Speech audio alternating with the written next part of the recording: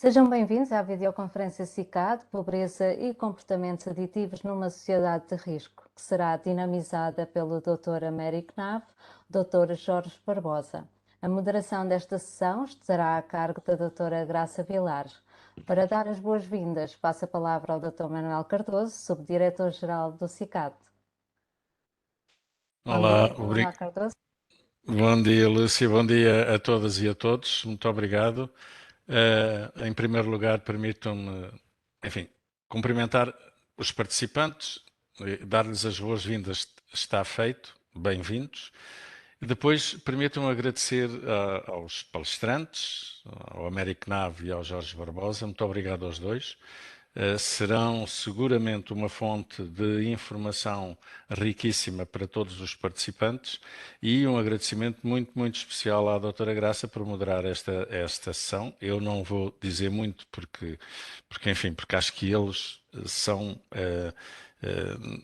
sempre tentamos que sejam, digamos, pessoas extremamente sabedoras das áreas que vêm, sobre as quais vêm falar, naturalmente, mas neste caso concreto há um conhecimento teórico e uma prática que eu acho que vai ajudar nesta sessão e nesta conferência.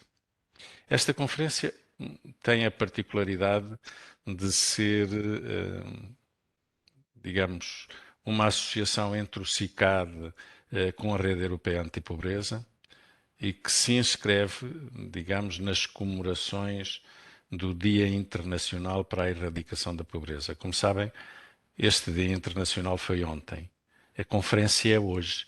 O CICAD não está a chegar atrasado para fazer a conferência hoje. Aliás, o CICAD, ou todos os profissionais desta área, toda a intervenção nesta área em Portugal, chegou, na área CAD, chegou bem mais cedo do que os dias internacionais e estas questões internacionais.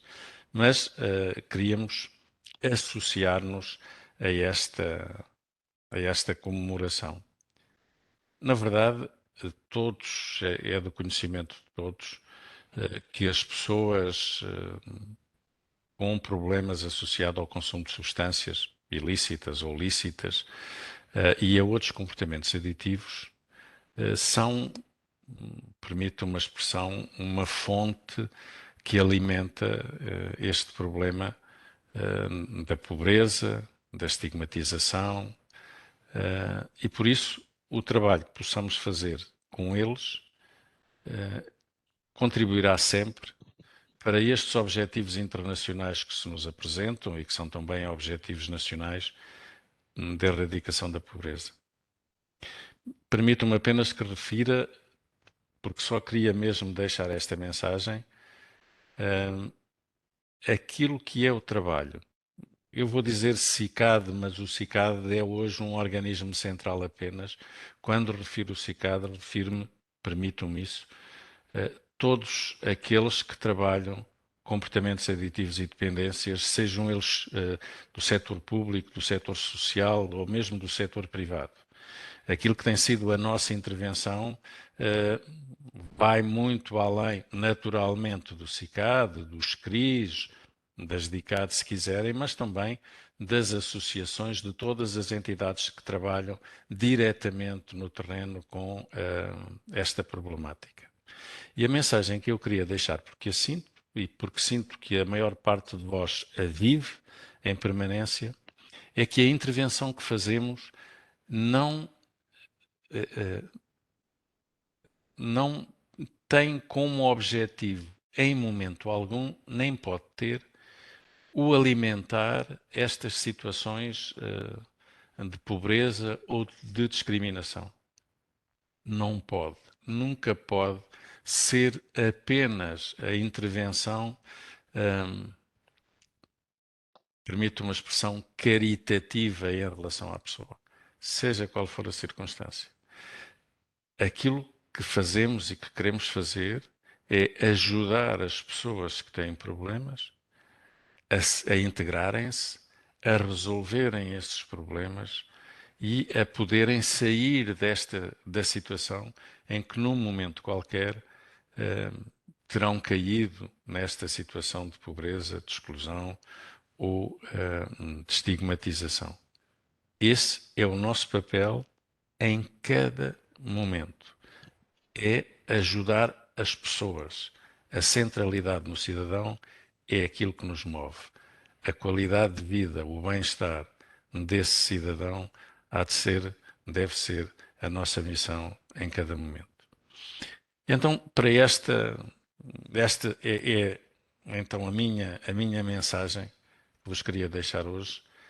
E temos, a Lúcia já disse, como preletores o Américo Nave e o Jorge Barbosa.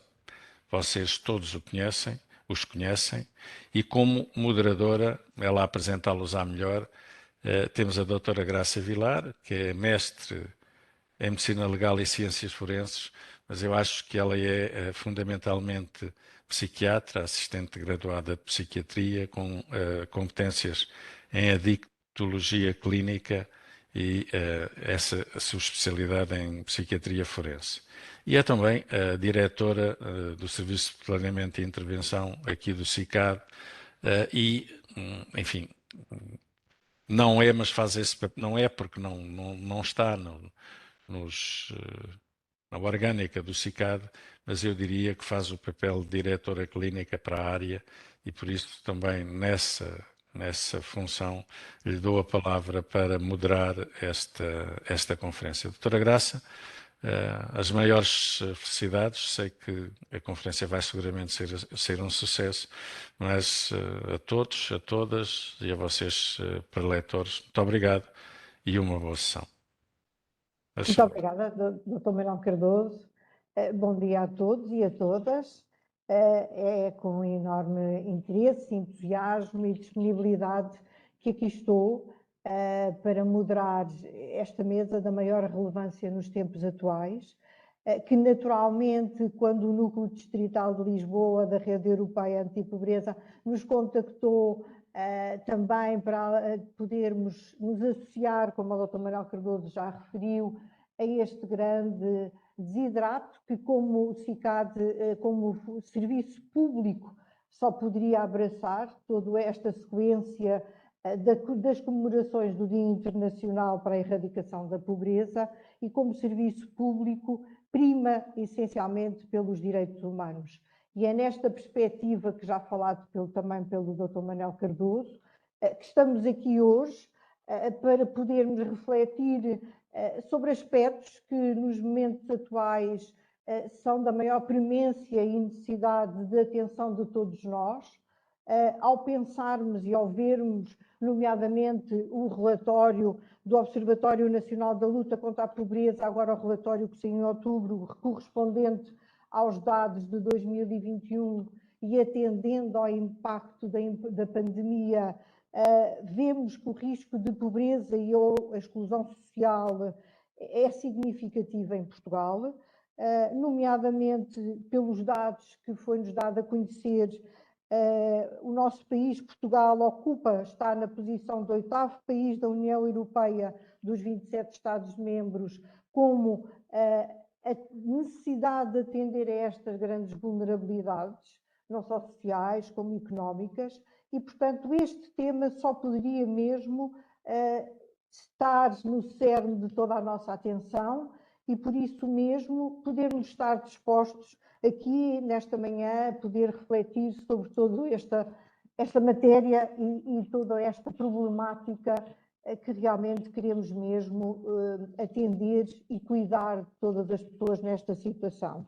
Por isso mesmo, como já foi dito, temos aqui dois ilustres palestrantes que já nos conhecemos há muitos anos, conhecemos todos com enorme respeito em relação ao trabalho desenvolvido, somos amigos e por isso mesmo é com muito prazer que estou aqui também, não só a moderar, mas é mais a acompanhar a exposição dos pensamentos e das experiências que estes dois nossos palestrantes hoje estão aqui e que nos vão brindar com todo o seu conhecimento. Temos como primeiro palestrante, vai ser o Dr. Jorge Barbosa, assistente social, é coordenador do Centro de Respostas Integradas do Porto Oriental, dedicado à RS Norte, é professor especialista na Faculdade de Filosofia e Ciências Sociais e tem uma experiência de vários anos nesta área, que nos irá precisamente falar não só da sua experiência, da sua reflexão, determinados conceitos que vai pôr aqui como no sentido de nos desafiar também com ele a compreendermos, nomeadamente os conceitos de sociedade de risco, em que atualmente sabemos que a nossa sociedade, a sociedade da contemporaneidade, é ela primada exatamente pelos riscos de diferentes dimensões e por isso mesmo suscetíveis de grande desequilíbrio social, de muitas desigualdades e essencialmente de incertezas. É estas incertezas que faz com que nós, CICAD, e todos os profissionais que nesta área trabalham, se dispõem exatamente a pensar e a melhor poder orientar toda a sua intervenção para lidar exatamente com estas incertezas que os tempos atuais nos invadem. E é a imprevisibilidade das suas consequências que faz com que realmente seja importante toda esta reflexão. E por isso eu dou a palavra ao Dr. Jorge Barbosa para fazer a sua apresentação.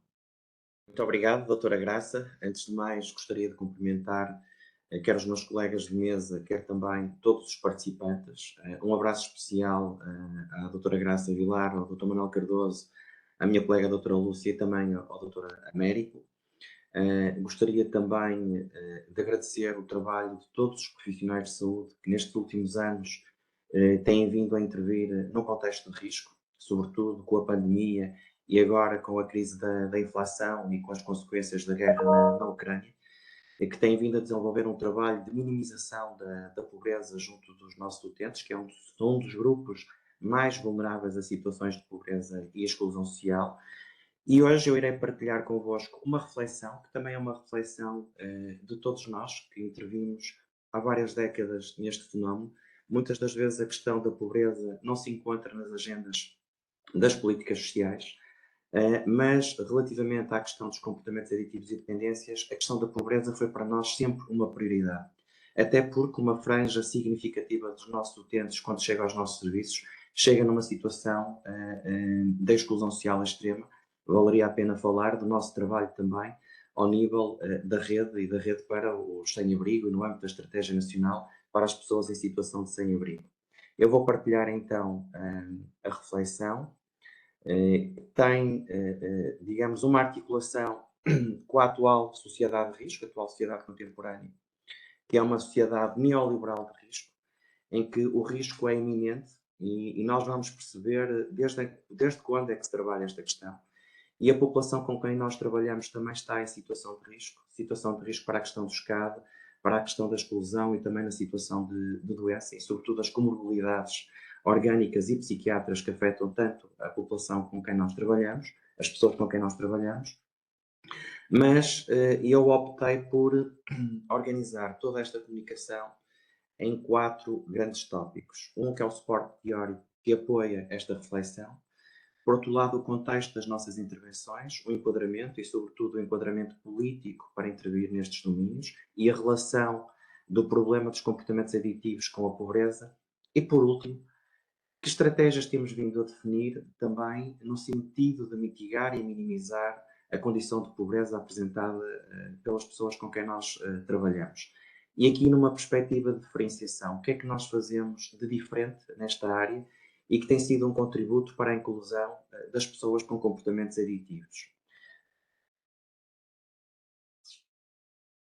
Nós, olhando para o atual contexto e socorrendo ou recorrendo, no fundo, à proposta do Ulrich Beck da teoria da sociedade de risco, nós assistimos a uma passagem da sociedade industrial clássica para uma sociedade de riscos, de uma primeira modernidade para uma sociedade neoliberal contemporânea, como designou há pouquinho a doutora Graça Vilar. A produção da riqueza é mais do que a produção de riscos, portanto estávamos preocupados muito mais com a produção de riqueza e com a distribuição dessa riqueza. Aqui nós tínhamos a figura do proletário, do trabalhador, e basta lembrar dos movimentos a favor dos direitos do trabalhador, o paradigma de igualdade de oportunidades, e o modelo aqui é o modelo da solidariedade da carência. Todos querem e devem partilhar o bolo. Atualmente, produzem-se mais riscos do que riquezas. Vejam o momento atual. O aumento da pobreza nos países africanos e nos países que vão ter dificuldades de acesso aos cereais, que eram exportados pela Ucrânia. Não temos um sujeito político. Hoje as pessoas têm trabalhos precários e a grande maioria dos nossos utentes estão nesta situação. E, portanto, têm dificuldades em lutar pelos seus direitos de trabalhador, pelos aumentos dos salários. Vejam a perda dos rendimentos salariais ao longo das últimas 2 décadas da classe trabalhadora. E, portanto, o paradigma aqui proposto por Ulrich Beck é o paradigma da segurança, solidariedade do medo. Todos devem ser poupados do veneno e, neste caso, todos nós temos que ser poupados de uma catástrofe nuclear. Em termos desta teoria que queria partilhar convosco, é que há 3 grandes pilares que assentam perfeitamente na sociedade atual e que podemos fazer essa relação. A modernidade reflexiva, ou seja, há uma desresponsabilização do indesejado ou imprevisto. Os Estados hoje desresponsabilizam-se por esses atos, não há culpados, não sabemos quem são os responsáveis, muitas das vezes não conhecemos o rosto de quem são os culpados e quem implementa as políticas e quem é que orienta o mercado. E quando eu estou a falar na questão do mercado, no mercado global, hoje não sabemos quem são os patrões. Os grandes grupos empresariais e as multinacionais não têm rosto, é um conjunto de acionistas que estão de férias nas Bahamas e, portanto, não poderemos falar com esse rosto, são rostos invisíveis. A consciência dos riscos, sobretudo a questão de uma política ecológica hoje e preocupada com as questões ambientais e as consequências das alterações climáticas também na vida das pessoas. E isto acontece com muita frequência em países em desenvolvimento e, sobretudo, países do terceiro mundo. E, por último, a individualização, ou seja, há uma transferência da responsabilidade pelos riscos do Estado para os indivíduos. E eu escolhi esta expressão, que é muito utilizada hoje também numa lógica de mercado. A biografia faça você mesmo. Por exemplo, vamos comprar um móvel ao IKEA e somos nós que montamos em casa. Portanto, esta questão de você mesmo, em que há uma transferência de responsabilidades para os indivíduos relativamente à questão do risco também. Os indivíduos são responsáveis pelos seus comportamentos de risco. Nos sistemas neoliberais, constatamos, pegando e recorrendo a esta teoria, o que é que nós constatamos? Constatamos que a intervenção em reinserção de pessoas com comportamentos aditivos é mediada aqui por 2 dimensões. Uma que eu designo racionalidade instrumental, que são as práticas de regulação social calculáveis, e, portanto, temos vindo a desenvolver também no domínio da reinserção nas unidades que intervêm nos comportamentos aditivos e dependências das diferentes ARS.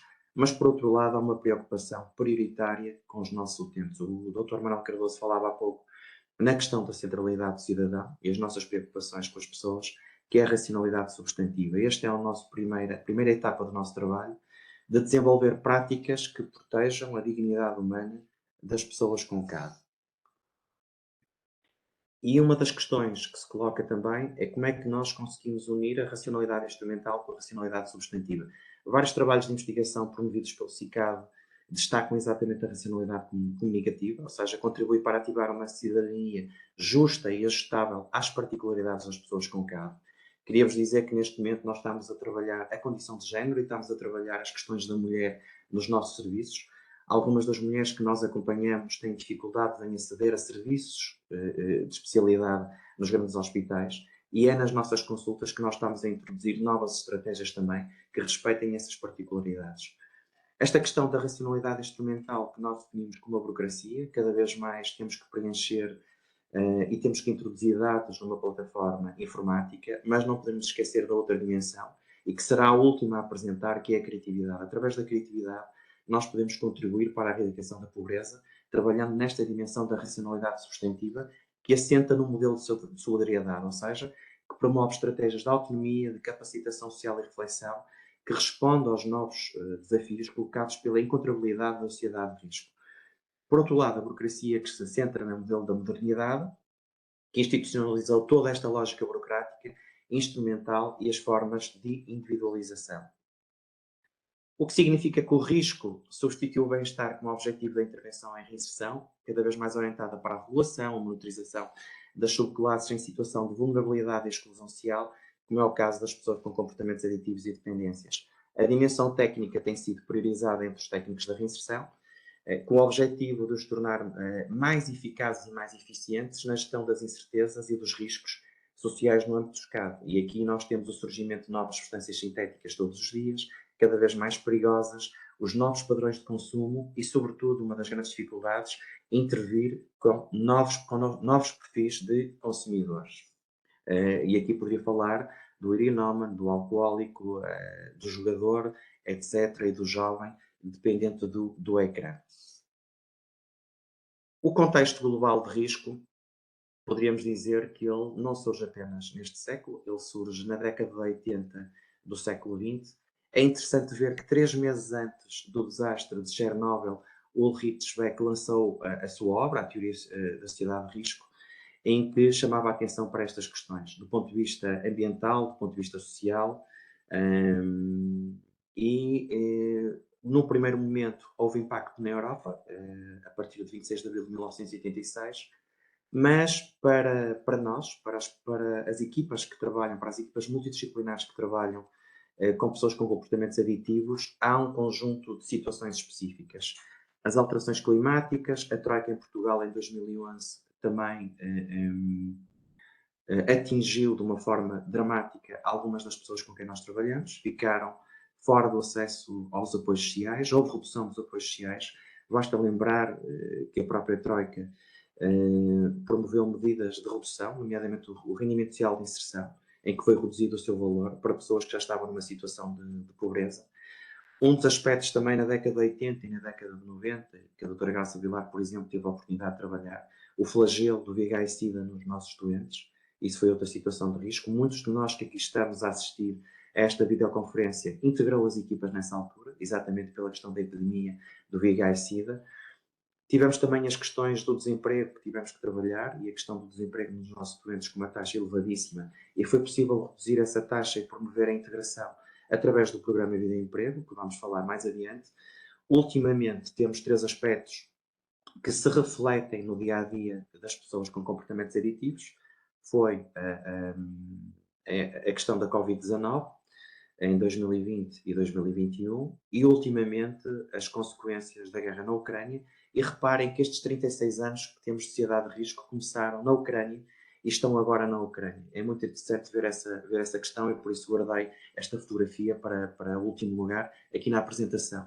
E depois a questão da taxa de inflação e o que isso vai significar também para os nossos doentes na dificuldade de acesso a bens essenciais, o aumento do pão, o aumento dos bens essenciais tem sido significativo. Vai haver dificuldades também ao nível do banco alimentar que nós utilizamos, sobretudo para algumas famílias em situação de exclusão social extrema, e também a questão dos refeitórios sociais, das cantinas sociais. Vamos ver que reflexos é que isso vai ter a todos os níveis. Sabemos que já está a ter, e está a ter sobretudo em algumas respostas, como são as comunidades terapêuticas, e que falarei mais daqui a pouco. Em termos de contexto para cá, é importante também falar de algumas situações, de alguns fatores que estão dentro desta sociedade de risco, o surgimento de novas substâncias.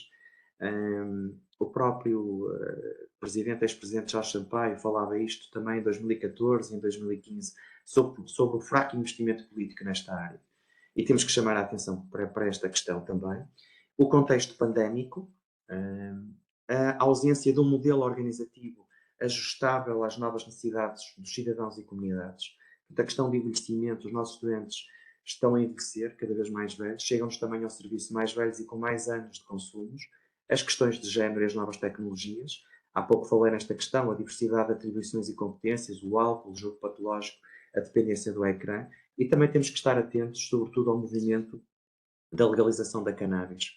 Como enquadramento, é importante olharmos para os Objetivos de Desenvolvimento Sustentável e para esta agenda da ONU até 2030, e reparem que a erradicação da pobreza é o primeiro objetivo. Mas eu coloquei aqui os outros, porque o objetivo da erradicação de pobreza terá que ser articulado com a saúde de qualidade, portanto, o terceiro objetivo, e também com a igualdade de género. Não podemos dissociar o primeiro objetivo de todos os outros, até mesmo das alterações climáticas. Erradicar a pobreza em todas as suas formas é o objetivo, portanto, em todos os lugares.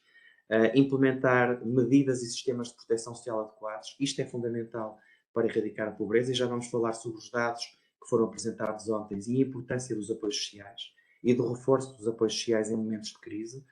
Todos têm direito de acesso aos serviços básicos e, obviamente, que temos que reduzir a exposição e a vulnerabilidade a todos os fenómenos, como sejam as alterações climáticas. Em termos estratégicos, nós conseguimos encontrar 3 grandes eixos na Estratégia Nacional de Combate à Pobreza que estão relacionados com os comportamentos aditivos.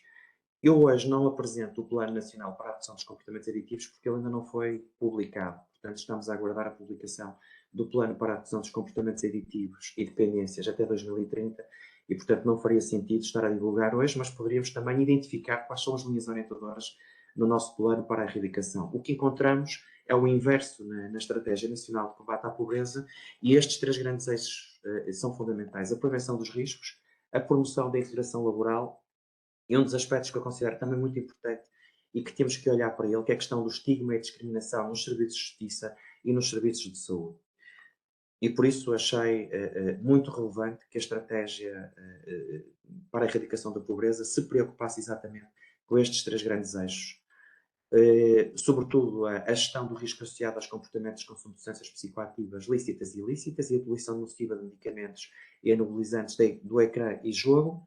Depois o 3.19 no eixo estratégico potenciar o emprego e a qualificação. E aqui temos promover projetos de integração profissional para cidadãos com CAD em processo de reinserção. Isto é um dos aspectos também sensíveis da nossa área ultimamente, em que temos maior dificuldade e que temos que resgatar algumas das medidas, alguns dos exemplos e algumas das experiências que já desenvolvemos no passado. E depois também aqui a questão do reforço da articulação entre os serviços de educação, emprego e saúde, e aqui inclui também as questões dos comportamentos aditivos e dependências. E, por último, reforçar as políticas públicas que intervêm nas desigualdades sociais e económicas, incluindo o desenvolvimento de estratégias de combate ao estigma e à discriminação das pessoas com CAD. Relativamente aos dados, o Eurostat, na semana passada, no dia 13, lançou aqui alguns números. Falava que 2.300.000 pessoas em Portugal estavam em risco de pobreza. Portugal é o 8º pior na lista de países com maior risco de pobreza.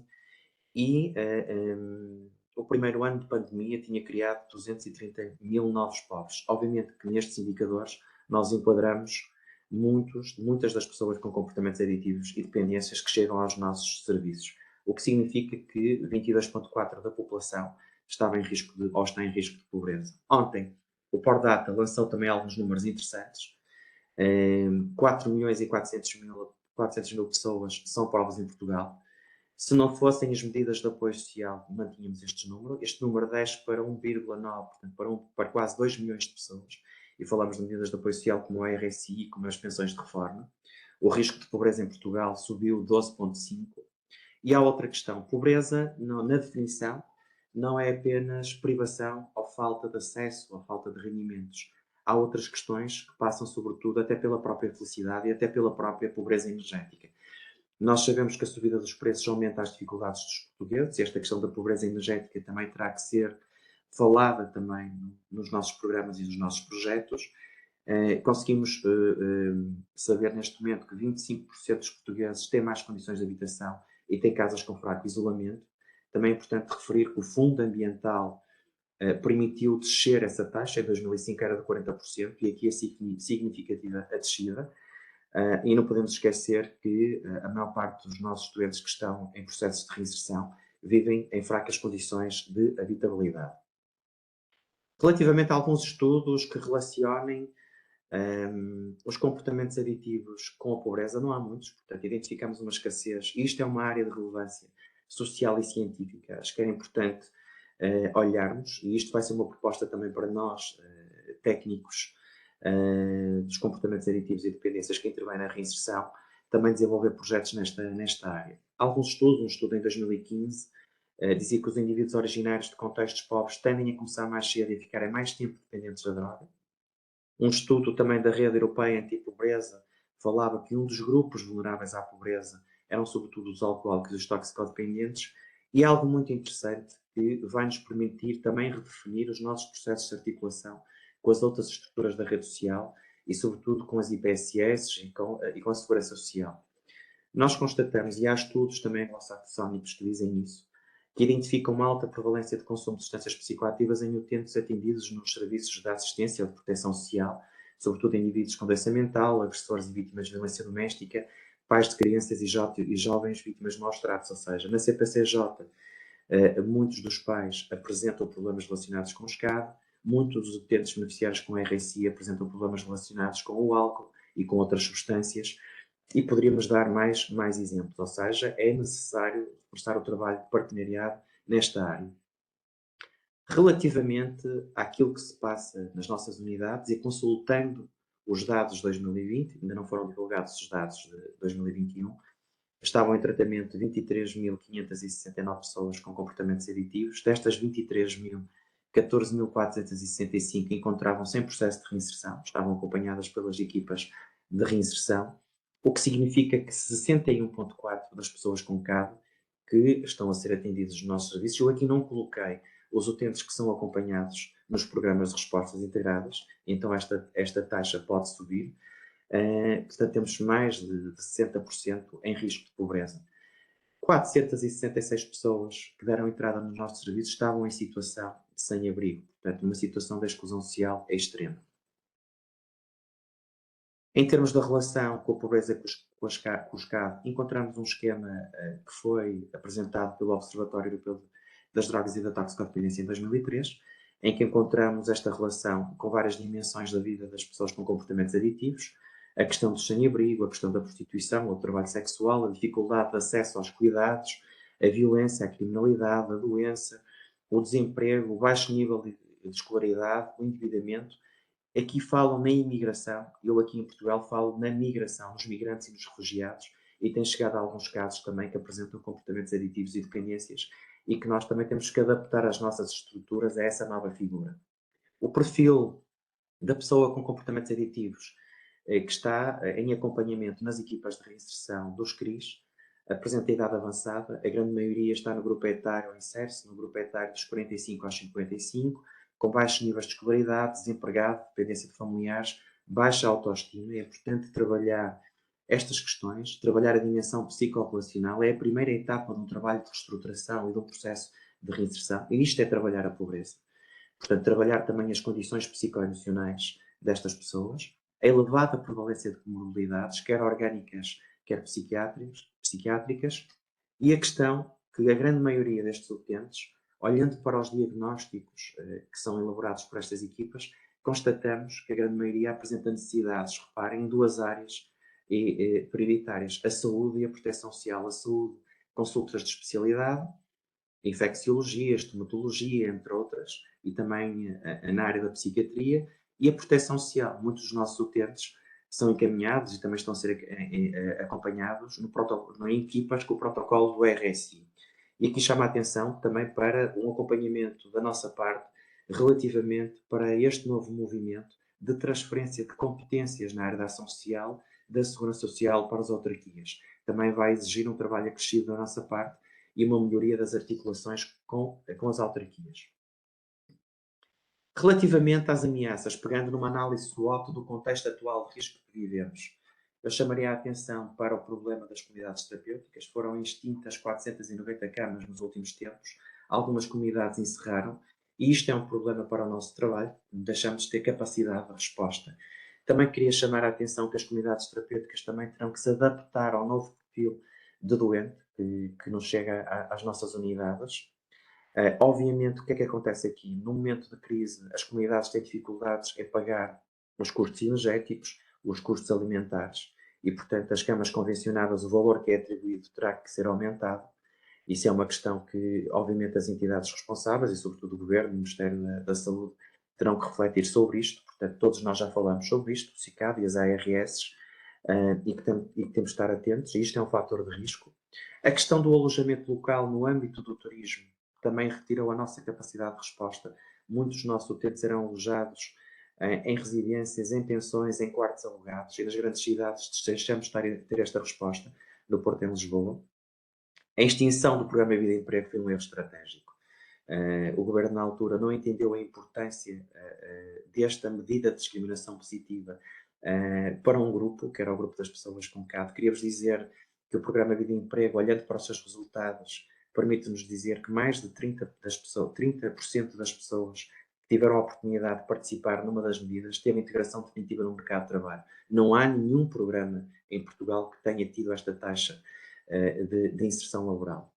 Por outro lado, as nossas equipas estão com muitas limitações, as nossas equipas técnicas, com falta de recursos, com dificuldades de trabalho a diferentes níveis. É preciso olhar também para o desgaste das equipas técnicas. Tiveram um período de pandemia e que foram importantes na integração e que nada faltasse aos nossos doentes, que trabalham numa lógica de proximidade, que têm feito um trabalho extraordinário e muitos se esquecem que estas equipas de reinserção contribuíram para minimizar os danos da situação de exclusão e pobreza dos nossos doentes. São criativas, encontram soluções na comunidade e poderíamos até dinamizar uma videoconferência só falando disto. Mas temos que olhar para estes recursos. A escassez de recursos é um dos aspectos significativos, o envelhecimento dos técnicos e, portanto, há uma necessidade de renovar as equipas técnicas e olhar também para os profissionais. Tem-se olhado muito pouco para os profissionais e para podermos desenvolver um trabalho de qualidade temos que cuidar dos profissionais que intervêm em comportamentos aditivos e dependências. E aqui o Governo não está a respeitar os profissionais porque foram responsáveis pela descida dos indicadores, que eram indicadores péssimos para Portugal na Europa. Hoje temos os melhores indicadores na área dos comportamentos aditivos, como sabemos. Diminuímos o consumo de heroína, aumentamos a integração da nossa população, melhoramos os indicadores de saúde da nossa população. E isso deve-se, e é preciso também falar sobre isto, este apreço especial a todos os colegas dos CRIs, dos programas de respostas integradas que são promovidos pela IPSS, os colegas também do CICAD que vêm acompanhando e que vêm desenvolvendo e lançando também iniciativas neste domínio, os colegas também da rede social e sobretudo das IPSS e das equipas da ação social que têm contribuído para que as coisas não se agravem neste aspecto e que nos agravem do ponto de vista da pobreza. E depois, por último, falando aqui das questões da inflação, portanto, dos custos energéticos, dos custos da alimentação, tudo isto vai ter consequências na nossa população e isto significa mais uma exigência para as equipas técnicas que estão todos os dias a encontrar soluções neste domínio. Mas há, obviamente, algumas oportunidades que nós temos que adaptar-nos e também estarmos mais próximos destas medidas. A Estratégia Nacional para o Sem-Abrigo é fundamental. As redes sociais desenvolvidas pelas autarquias também encontramos algumas das soluções. O rendimento social de inserção, ultimamente, não é a medida mais adequada, mas é a medida que nós encontramos do ponto de vista da empregabilidade e não podemos esquecer esta questão da promoção da empregabilidade para alguns dos nossos doentes.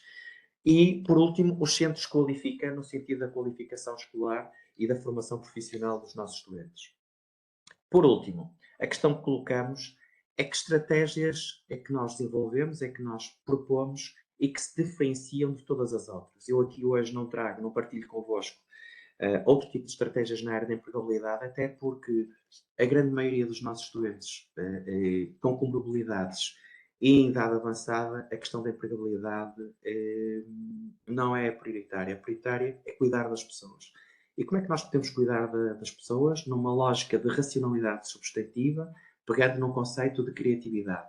E que tem sido estratégias também de redução do estigma, de redução da discriminação e que têm promovido a integração social das pessoas que hoje apresentam problemas com comportamentos aditivos e dependências e que estão em risco de pobreza. Essas propostas são sobretudo através do desenvolvimento de práticas artísticas. Nós temos vindo a desenvolver aqui a inclusão pela arte e há alguns resultados interessantes. Por exemplo, a promoção da autoestima, a valorização dos relacionamentos interpessoais, a gestão do stress, da ansiedade e de experiências traumáticas. Estes são alguns exemplos de 2 exposições que foram realizadas no Porto e que foram trabalhos apresentados pelos nossos utentes. Nos nossos diagnósticos, nós não identificamos... Deixamos de ouvir, doutora, não sei se sou eu ou se também...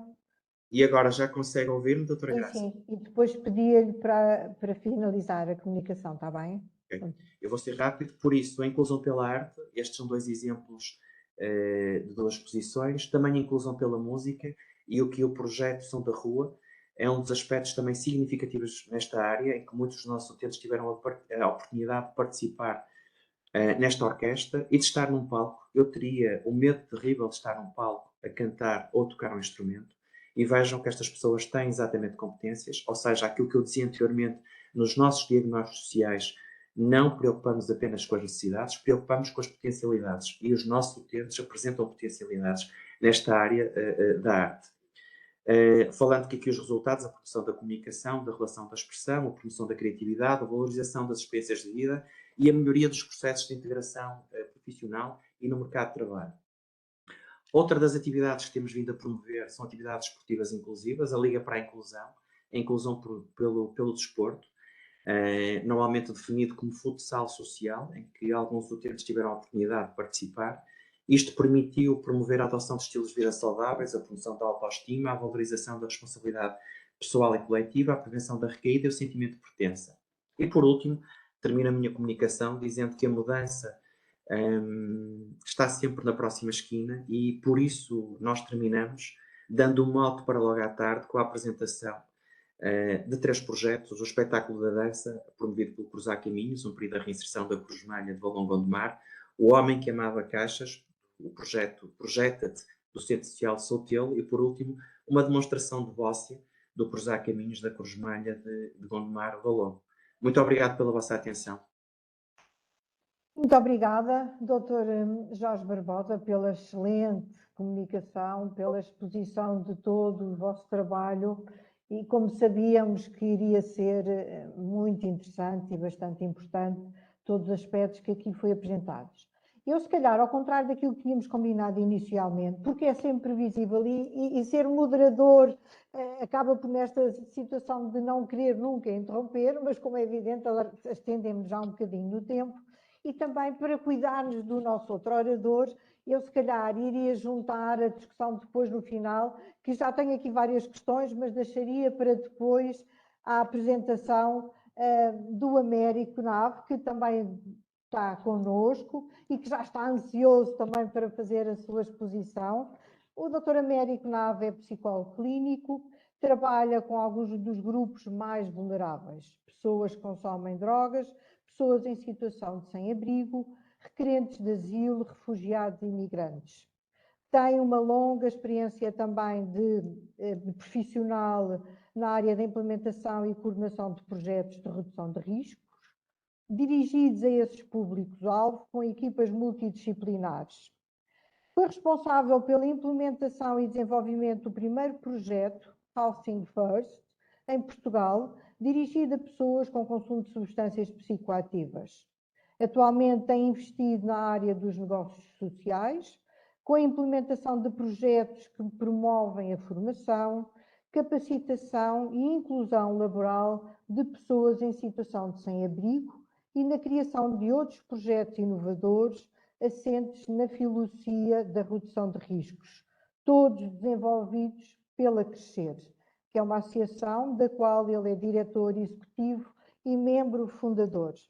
O desafio que nós, entretanto, tínhamos aqui falado e a disposição do Dr. Américo Nave para aqui abordar o tema e também pôr aqui em exposição um pouco, digamos que, a desconstrução de que pode haver de alguns mitos associados a todos nós quer profissionais de saúde, que também muitas das vezes acontece, das associações lineares entre a existência de comportamentos aditivos e a situação de pobreza e exclusão social, ou vice-versa. Como é que estas situações e estas condições na existência de cada cidadão pode acontecer simultaneamente, mas também é necessário desconstruir-se alguns erros, alguns mitos, algumas suspeições e incertezas que temos também em relação a todas estas situações. E por isso eu dava aqui a palavra ao Dr. Américo para também fazer a sua exposição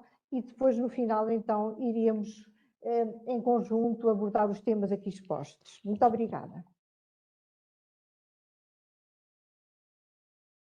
Não ouço, Dr. Américo, não ouço. Agora sim, agora sim. Ok, sim, muito bem.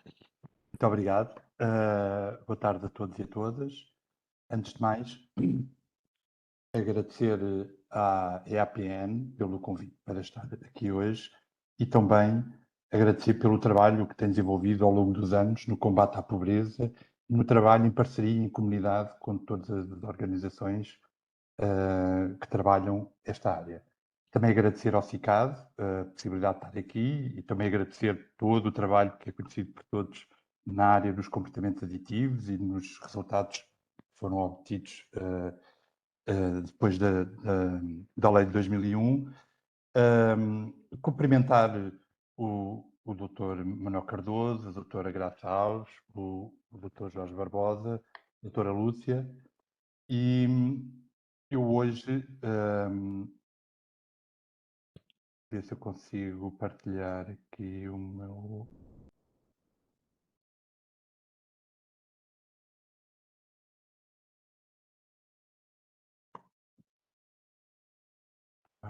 Eu hoje ia-me centrar aqui, principalmente, nas pessoas que estão em situação sem abrigo e pessoas que... Desculpe interromper, pode fazer em modo de apresentação, pôr...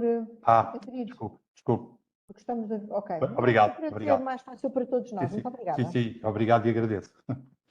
Portanto, vou-me centrar um bocadinho também no trabalho, que é o trabalho da Crescer e que, no fundo, é a nossa experiência, uma experiência da Crescer que são de 21 anos a trabalhar nesta área, com estas pessoas, e centrar um bocadinho, então, nas pessoas que estão em situação de sem-abrigo, de extrema pobreza, e até diria em situação de sobrevivência diária. São pessoas que estão numa situação de sobrevivência e aqui um bocadinho a Crescer, portanto, trabalha na área das dependências, tem 4 equipas de rua, 3 na cidade de Lisboa e uma na Amadora, e desenvolve um programa de Housing First para estas pessoas e negócios sociais dirigido também a pessoas em situação de sem-abrigo e consomem substâncias psicoativas. Estas equipas de rua que fazem um trabalho de proximidade com este público, com pessoas em situações de sem-abrigo e com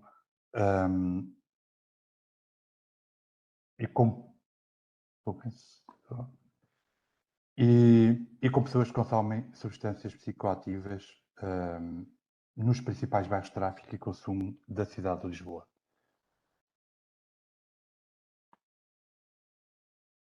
Eu hoje ia me centrar um bocadinho neste estigma que existe. Existe um estigma sempre dirigido a estas pessoas, que é as pessoas que estão em situação de sem-abrigo, o problema é que têm comportamentos aditivos e têm um problema de saúde mental. E eu ouço isto há 21 anos e continuo a ouvir, e é um estigma bem presente ainda nos nossos dias de hoje, e que, no fundo, é quase como... é quase como se as pessoas... Eu às vezes sinto que é quase como se as pessoas já tivessem nascido ali. É como se as pessoas não tivessem uma história, não tivessem um percurso, não tivessem competências e portanto, é ainda uma lógica de resolver sempre problemas e não olharmos para a pessoa que pode ter também estes problemas. Portanto, era um bocadinho neste sentido que eu hoje gostava de focar a minha apresentação, de desconstruir um bocadinho este estigma. Então vou apresentar aqui, na nossa lógica, e também de acordo com alguns estudos até mais norte-americanos, em que nos centramos em 3 causas para as pessoas chegarem à situação sem abrigo. E são fatores estruturais, são falhas do sistema e fatores individuais. E quando nós estamos a falar de fatores estruturais, estamos a falar muito, por exemplo, em questões que nos leva aqui hoje, que é a questão da pobreza, que são questões económicas e sociais gerais. São, por exemplo, alterações na economia local ou nacional. Por exemplo, nós fomos agora todos testemunhos de que, com a pandemia, muitas pessoas chegaram à situação sem abrigo, pessoas que estavam a trabalhar, pessoas que tinham a sua vida minimamente organizada, e essa alteração de economia local, ou aqui nem foi local nem nacional, foi mundial, foi uma crise mundial, fez com que muitas pessoas chegassem à situação de sem-abrigo. O número de casas acessíveis disponíveis, os baixos rendimentos, a falta de ofertas de emprego, problemas com saúde ou discriminação, mas a maioria destes fatores, dentro dos fatores estruturais, prendem sempre com a questão da pobreza, a questão com o acesso, por exemplo, mesmo em relação à saúde mental, nós hoje, quem quiser aceder à saúde mental, a maior parte das pessoas tem que ir pelo privado. Alguém que queira fazer uma psicoterapia, muito dificilmente faz uma psicoterapia no sistema público. Tem que aceder ao sistema privado para fazer uma psicoterapia. E, portanto, isto é saúde, mas é também a questão monetária de acesso à saúde. Mesmo no nosso país, em que todos nós, ou segundo a Constituição, temos direito à saúde, mas há áreas como a saúde mental, como muitas vezes a saúde oral e outras, que nem todas as pessoas têm posses para ir ao privado, porque no fundo é o privado que dá esta resposta. E aqui também, muitas vezes, a Ordem dos Psicólogos tem feito chama isto a atenção, que faltam muitos psicólogos no Sistema Nacional de Saúde. Outra questão que é falhas do sistema e que muitas vezes nós também somos testemunhas disso. Por exemplo, a falta de suporte a refugiados e imigrantes, a transição difíceis, por exemplo, na fase de autonomia de jovens institucionalizados, que chegam ao fim dos 18 anos e muitas vezes ficam em situação de sem-abrigo, o planeamento desadequado nas altas hospitalares, as saídas de estabelecimentos prisionais sem planeamento adequado também vimos, também foi agora testemunho na fase da pandemia, que quando se deu este indulto a algumas pessoas que estavam presas, ficaram de um dia para o outro em situação de sem-abrigo. Mas se nós pensarmos um bocadinho nestas mesmas falhas do sistema, são falhas do sistema social, e isso quer dizer que a maior parte destas pessoas estaria também numa situação de pobreza. E depois podemos então falar de fatores individuais e relacionais, como eventos traumáticos, pessoas que muitas vezes são vítimas de violência física, sexual, passam em ambientes familiares muito difíceis, problemas de saúde ou incapacidades e problemas nas relações, que muitas vezes faz com que as pessoas cheguem à situação de sem-abrigo. Mas, no nosso entender, independentemente de não ser diretamente relacionado a alguns destes temas com a questão da pobreza, a questão é que, colateralmente, mesmo fatores individuais ou falhas do sistema, está relacionado com a situação precária em que as pessoas vivem e de pobreza em que se encontram. Segundo, uma das coisas que nós testemunhamos diariamente nas situações de crise, tanto em 2008, na crise de 2008, como na crise do Covid, e começamos a ter algum receio que começa a acontecer neste preciso momento devido à inflação que estamos a enfrentar, é que as nossas equipas são testemunhas nos bairros de consumo de imensas pessoas que já estavam organizadas, que já estavam muitas vezes há anos numa situação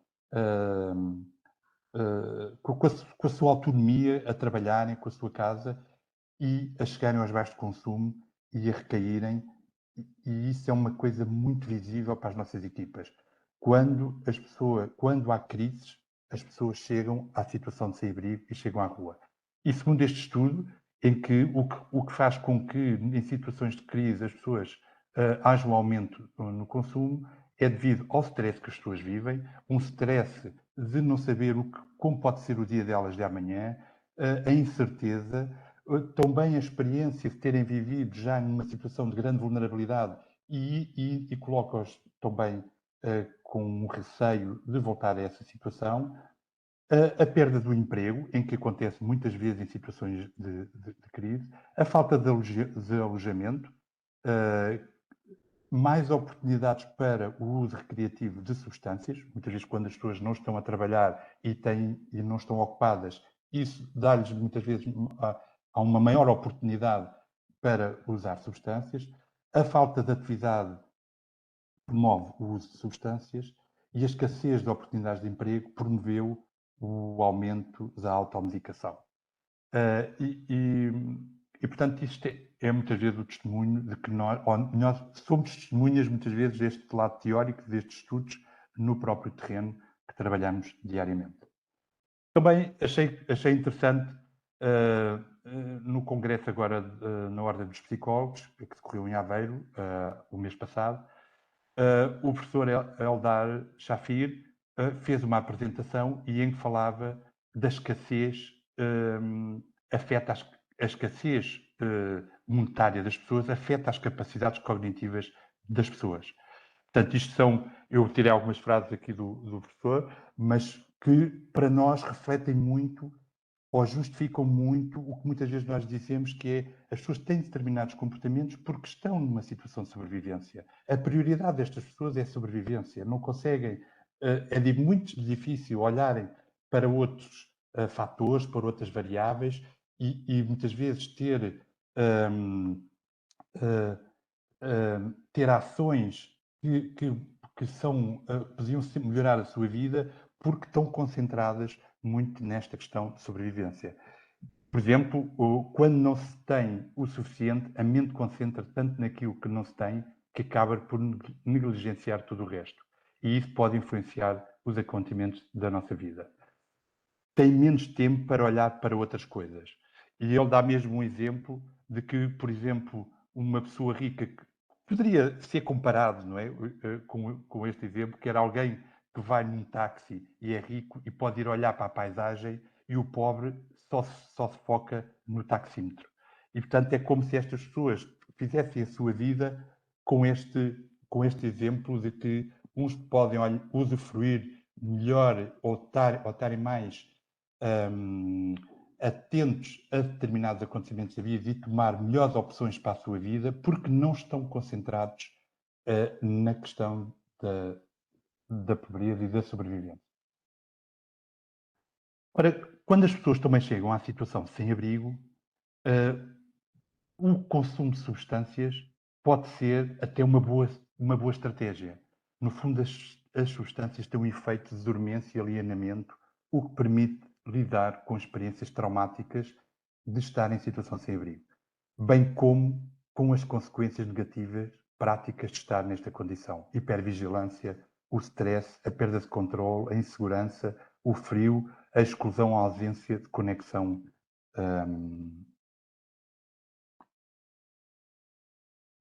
humana.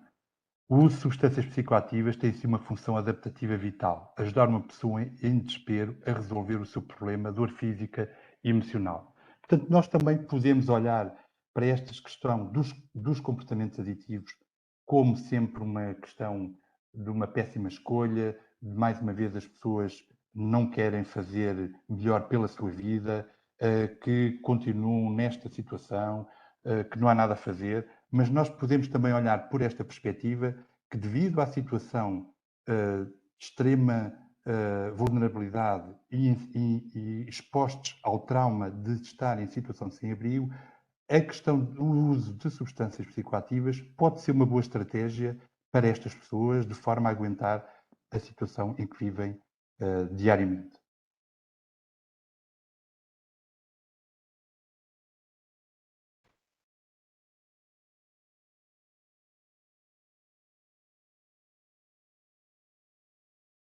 Eu achei também por bem dar aqui uma perspectiva da lente do cuidado informado sobre o trauma e o comportamento, e como estava a falar um bocadinho há pouco, o comportamento das pessoas é adaptativo e, portanto, substitui a perspectiva da patologia pela perspectiva da resiliência.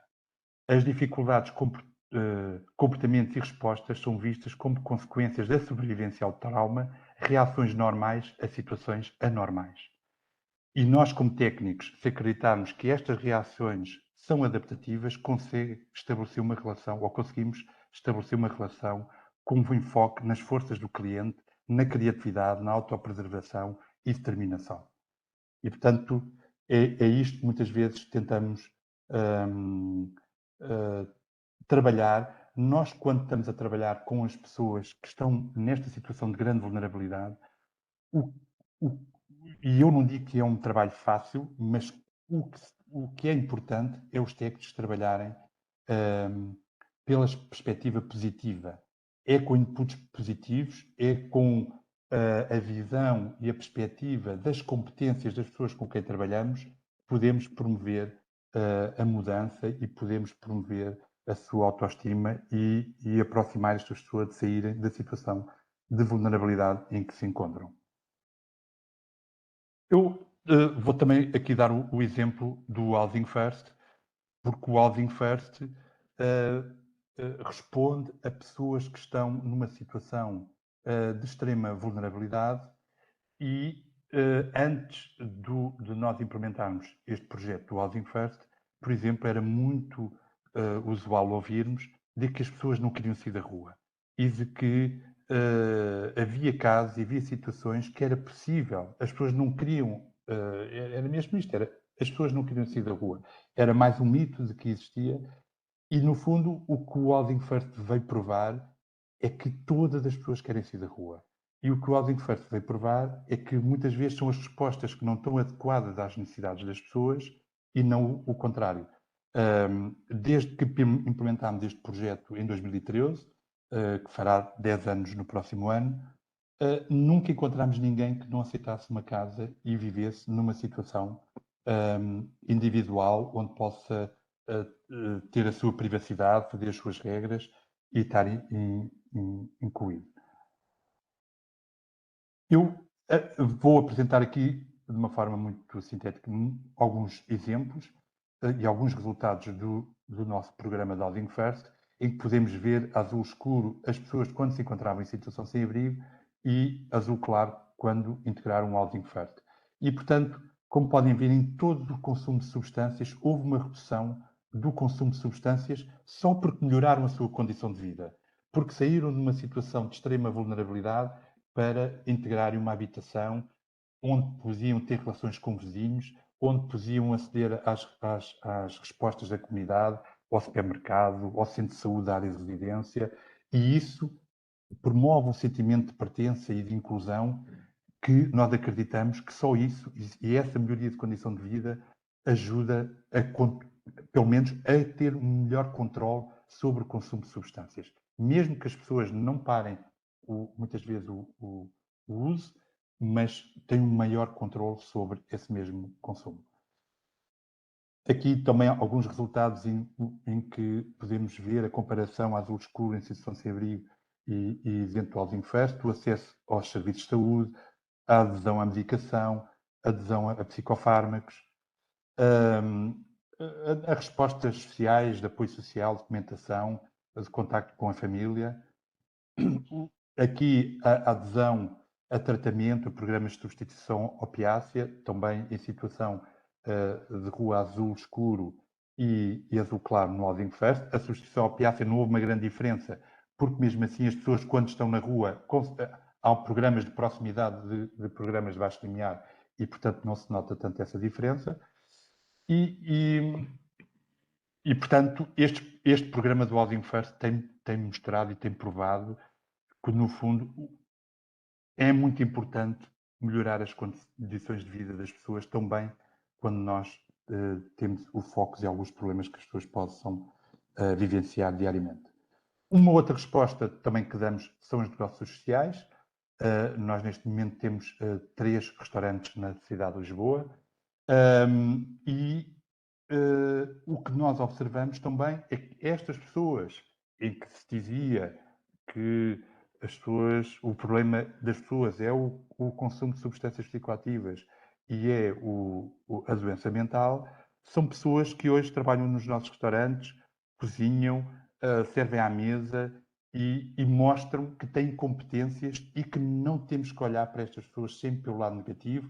O que é importante é olharmos para estas pessoas pelo lado positivo e dar melhores condições de vida, as pessoas terem rendimentos, chegarem ao fim do mês, receberem rendimentos para serem livres, para poderem usar os rendimentos, se for preciso também em consumos. É uma opção das pessoas, é dar liberdade de escolha, porque quando as pessoas têm liberdade de escolha, é isso que faz com que as pessoas sejam mais autónomas, ganhem mais confiança em si próprias e também se responsabilizem pelas suas decisões. Eu, portanto, não vou falar do projeto, mas só dizer que desde que começámos este projeto em 2019 e atravessámos uma pandemia de 2 anos, portanto, a restauração teve fechado e nós também tivemos fechados durante 2 anos, 50% das pessoas que integraram este projeto estão integrados no mercado de trabalho comum. As pessoas estão noutras entidades patronais, alguns ligados à restauração, outros não. Muitas pessoas passaram pelos restaurantes, mas estão a trabalhar noutras áreas. E, portanto, mostrar aqui alguns exemplos do que é as pessoas, por exemplo, ali no evento social, aqui no evento de uma empresa. Aqui foram estas pessoas que fizeram o almoço do Conselho de Ministros que decorreu o ano passado em Portugal. Portanto, foram estas pessoas.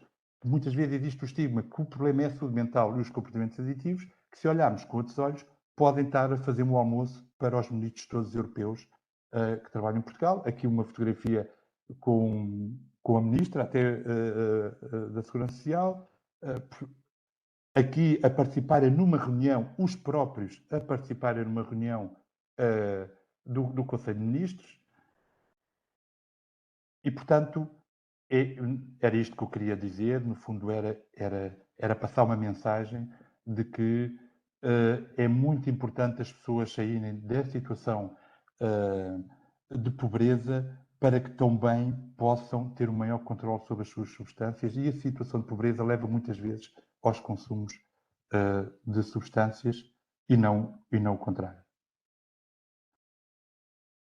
Obrigado. Muito obrigada, Dr. Américo. Como já sabíamos e estávamos todos à espera, foi excelente a sua apresentação, bastante interessante. Eu não vejo ainda aqui a colocação de questões e de dúvidas que queiram pôr aos nossos palestrantes, mas de alguma forma eu já tinha, à medida que foram apresentando, e em relação a ambos surgiu-me um aspecto que acho que é também um desafio para todos os profissionais, neste momento face a todas as incertezas em que vivemos nas nossas sociedades. Um dos aspectos que foi também falado pelo Dr. Jorge Barbosa e de alguma forma pelo Dr. Américo foi em relação ao perfil dos utentes, ao perfil do cidadão. De que forma é que vocês acham, que também foi dito por vós, digamos que também há uma evolução da forma das pessoas se apresentarem com estas necessidades? Portanto, se já no início ainda de há 20 ou mais 20 anos sabíamos que o perfil do utente que poderia precisar dos serviços era outro, neste momento estamos perante alguma evolução e uma modificação desse mesmo perfil. Como é que vocês acham que os profissionais também se podem adaptar a essa evolução e, de alguma forma, estar-se atento? Atento, digamos, não ao conceito do novo pobre, não é? Da nova pobreza, porque ela sempre existiu, mas de que forma é que nós, profissionais, poderemos estar atentos e permitir a aproximação dessas pessoas às diferentes estruturas e aos diferentes profissionais que intervêm? Portanto, desafiávamos a começarmos a refletir sobre esse aspecto. Eu posso começar por responder a essa questão. Há mudanças significativas no perfil dos nossos utentes. Em primeiro lugar, chama a atenção para o padrão de consumo. Hoje nós atendemos muitos mais cidadãos com problemas relacionados com o álcool do que no passado, e também estamos a assistir a uma mudança relativamente à procura por parte das mulheres. As mulheres não procuravam os nossos serviços e hoje procuram com maior frequência, o que significa que as equipas tiveram que se adaptar a estes dois.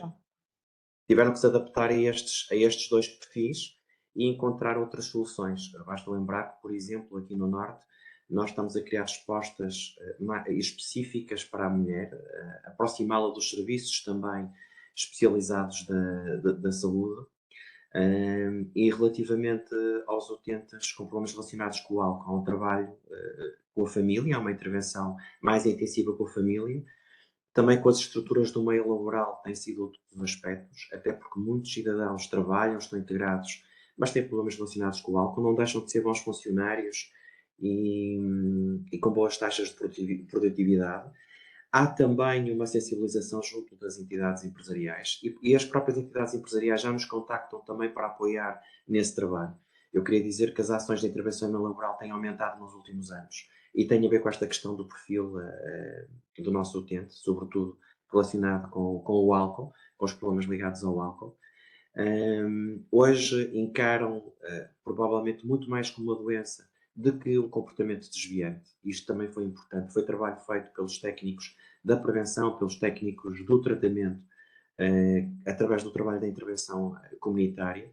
O desafio maior neste momento é para os jovens, sobretudo os jovens em consultas de prevenção indicada, que é um novo perfil que nos chega, que está integrado, muitas das vezes muito qualificado, jovens universitários, e que têm problemas de dependência do jogo e também do álcool, em que surgem os dois perfis associados. E aqui este merece uma dupla atenção e também um trabalho redobrado, que é um trabalho no sentido de prevenir a desinserção social, a desinserção das famílias ou a desinserção do percurso académico, e este trabalho merece uma intervenção adequada aos contextos familiares e é isso que tem vindo a ser desenvolvido no sentido de prevenir situações de exclusão já em jovens. Também dizer que cada vez mais os utentes chegam aos nossos serviços em idade avançada, porque são encaminhados pela rede de cuidados primários, com muitos anos de consumo do álcool, e portanto aqui o trabalho também se insere na área do envelhecimento. O envelhecimento é um desafio para todas as unidades de saúde, não apenas para a nossa, e há uma escassez de recursos adaptados ao perfil do doente com CAD envelhecido. E eu acho que aqui é que será o grande desafio para todos nós, adequar as nossas respostas. Eu há pouco falava nisso. Algumas das comunidades terapêuticas terão que ser readaptadas a este novo perfil, porque os critérios de reinserção que foram definidos anteriormente já não se adequam às características e às dimensões do perfil que hoje recebemos no nosso serviço.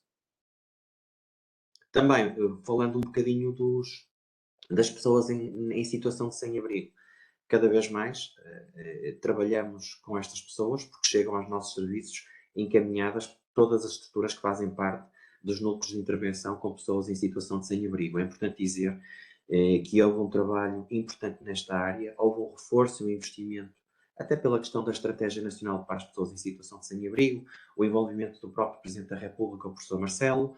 Tudo isto contribuiu para que estes doentes pudessem chegar aos nossos serviços de saúde. E reparem, nós só tínhamos contacto com eles a partir das equipas de rua. Hoje não. Hoje já são encaminhados por essas equipas, por essas IPSS, que já os acompanham às nossas consultas e é um trabalho integrado com a figura do gestor de caso, e isto foi um aspecto importantíssimo e de relevância nesta área de intervenção. Muito bem, doutora América, entretanto, também já tenho aqui, para além de me poder falar sobre este aspecto, depois temos já aqui uma questão que também não sei se está a ver, mas eu de qualquer forma coloco-a já, que foi a nossa colega Sara Carvalho, que para além de suscitar as apresentações, que foram aqui explanadas, a colega pergunta, dirige-se a si, e relativamente ao programa Housing First, como foi referido, as questões da estigmatização dificultam o acesso de respostas, nomeadamente à habitação. Como lidam com este problema na articulação com os senhorios e empregadores? Depois tenho outra também, mas vamos já fazer esta. E na sequência do dito, alteração do perfil. Ok. Muito bem, eu não queria também repetir o que o Dr. Jorge disse, mas estive de acordo praticamente com tudo o que disse. Eu acrescentaria alguma coisa, que é, eu penso que o perfil hoje é uma população muito mais informada. E eu penso que é importante que os técnicos integrem essa informação. Ouçam também as próprias pessoas no tratamento, no fundo, que façam uma equipa na resolução do problema e no atingir o objetivo com aquelas pessoas. Hoje, eu quando comecei a trabalhar nesta área, não havia sequer telemóveis. E, portanto, ou eu pelo menos lembro de não ter telemóveis, lembro que comprei o telemóvel, já estava a trabalhar nesta área. E, portanto, hoje as pessoas têm acesso a um conjunto de informação não só desta área, mas sobre o mundo, sobre o que se passa, e que é importante nós, como técnicos, trazer também esse conhecimento da própria pessoa para as consultas e para os apoios sociais. Muitas vezes as pessoas conhecem, também já conhecia há anos atrás, mas conhecem muitas vezes as medicações, os seus efeitos, leem sobre essas situações e não descurar muitas vezes essa situação de dizer põe-te no teu lugar, não percebes nada disto, eu é que sou psicólogo e, portanto, acho que é importante termos uma posição contrária. Por outro lado, acho que um grande desafio dos serviços é que, tendo populações mais exigentes, eu, pelo menos, e que eu acho que pode vir desta situação de ser uma população também mais informada, continuamos a ter populações numa situação de extrema vulnerabilidade e portanto, penso que os serviços têm que ser mais, ou melhor, têm que dar uma resposta mais alargada a uma maior exigência e uma população mais envelhecida e numa situação de precariedade e vulnerabilidade em que vivem. Em relação ao Housing First, eu costumo também dizer e reforçar a lei da discriminação em 2001, por exemplo, eu penso que foi importante, ou pelo menos eu não consigo provar isso, porque não se tentou antes, mas penso que, por exemplo, isso foi importante para hoje podermos desenvolver o Housing First e podermos estas pessoas viverem em prédios onde são, portanto, estamos a falar de apartamentos individuais e dispersos pela cidade. Não temos dois apartamentos no mesmo prédio. E, portanto, o estigma que existe é um trabalho da própria equipa. Muitas vezes a equipa tem que trabalhar com os vizinhos, tem que trabalhar com a comunidade onde as pessoas estão inseridas. Quando as pessoas estão integradas no Housing First, a primeira coisa que fazemos é inscrever as pessoas no Centro de Saúde da área de residência, é ter uma reunião com a junta de freguesia e perceber que tipos de apoios é que as pessoas podem ter. Porquê? Porque também as respostas que estas pessoas têm que ter no Housing First são as mesmas respostas que qualquer um de nós tem. Bom. E isso é muito importante para combater o estigma. As pessoas acedem às respostas, não é a equipa do Housing First que dá respostas. Se as pessoas precisam de um problema dos comportamentos aditivos, têm que ir aos serviços de comportamentos aditivos. Se têm que ir a uma consulta, vão ao centro de saúde. Portanto, e isto ajuda a que os vizinhos e a vizinhança que rapidamente, muitas vezes até se esqueça na situação em que as pessoas se encontram. Porque, no fundo, o consumo de substâncias, todos nós fazemos consumo de substâncias, umas legais, outras ilegais, mas muitas vezes temos problemas de consumo de substâncias mais graves do vizinho do que do próprio inquilino. E é muitas vezes isso que a própria equipa tem que trabalhar e desmistificar junto das comunidades. Muito bem.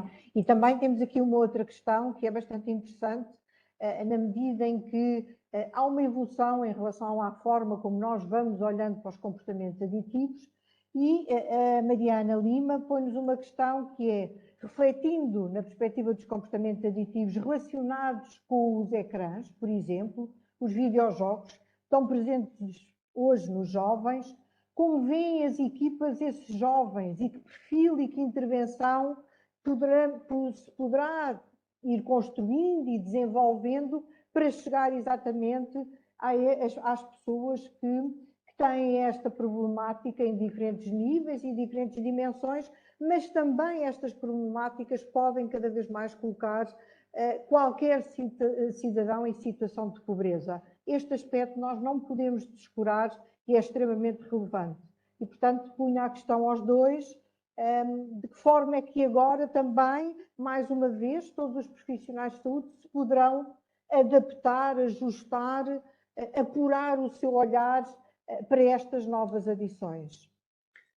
Valeria a pena acrescentar que, felizmente, não temos assim muitos casos neste domínio. É importante desmistificar isso também e dizer que a perspectiva com estes jovens é sempre uma perspectiva preventiva. Nós trabalhamos estes jovens como pessoas a partir de uma dimensão preventiva e também comportamental, de mudança de comportamentos, e também a partir da identificação de fatores de risco. Este é o primeiro aspecto, quais são os fatores de risco aqui em causa, que podem ser trabalhados, e também investir com os jovens, porque são jovens, eu disse há pouco, o perfil deste jovem é um jovem muito qualificado.